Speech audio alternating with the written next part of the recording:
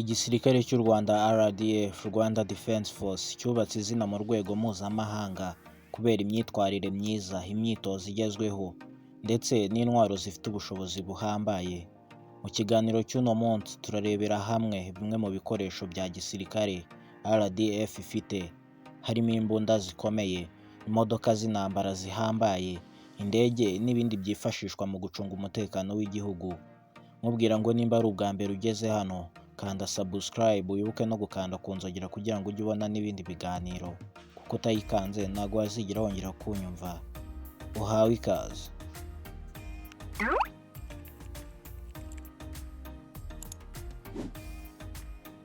Abenshi muri mwe imbunda zikaze ntago muzizi kubera yuko zikoreshwa mu rugamba rukomeye, kandi mukaba mutararukandagiramo kubera yuko u Rwanda ruhorana amahoro asesuye.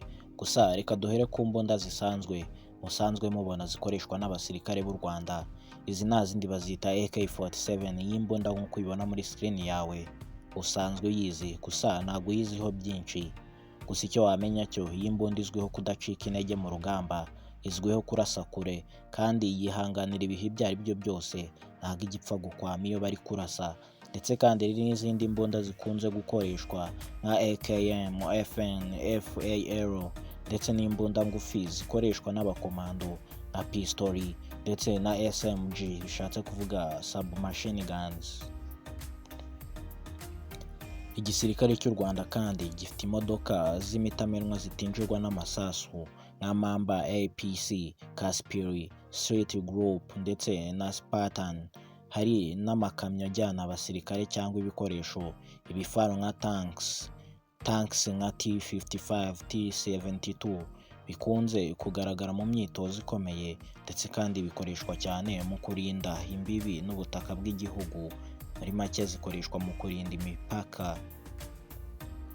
RDF ikoresha akajugujugu nk'izo mu bwoko bwa Mi-17 n'izindi za Bear zikoreshwa mu gutwara abasirikare, ibikorwa by'ubutabazi cyangwa kuneka umwanzi aho yaba ari.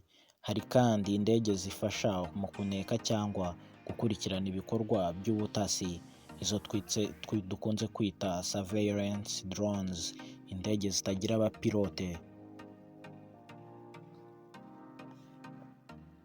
Hari ibikoresho by'ikoranabuhanga nko gukurikirana imirwano hifashishijwe drones, cyangwa se gukurikirana urugamba hifashishijwe drones. Muri make umuntu akarukurikirana atarugezemo, radari zimenya ibiri mu kirere, ndetse na sisitemu y'itumanaho yihariye ikoreshwa hagati y'abasirikare ba RDF.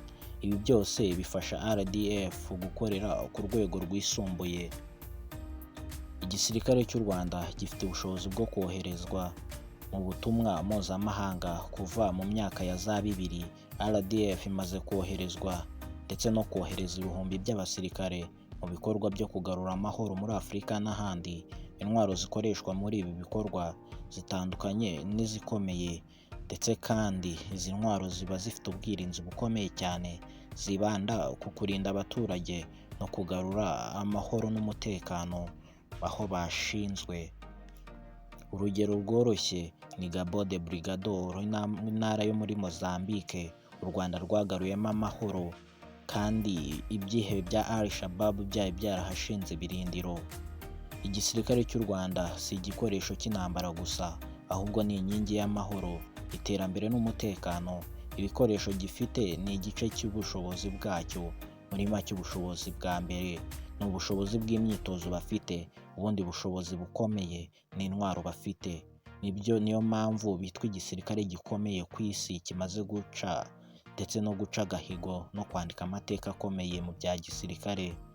Ariko ubwitange, ubunyamwuga n'indangagaciro zibagira abakomeye, kandi indangagaciro z'abagize RDF nibyo bituma kiba igisirikare cy'icyitegererezo muri Afurika ndetse no ku rwego mpuzamahanga.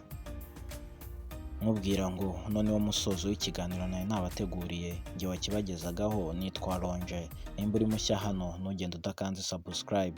Nimba kandi ukunda igisirikare cya RDF utewe ishema nacyo, kanda like kandi usige na comment ugira uti RDF iragahora ku isonga. Mugire amahoro.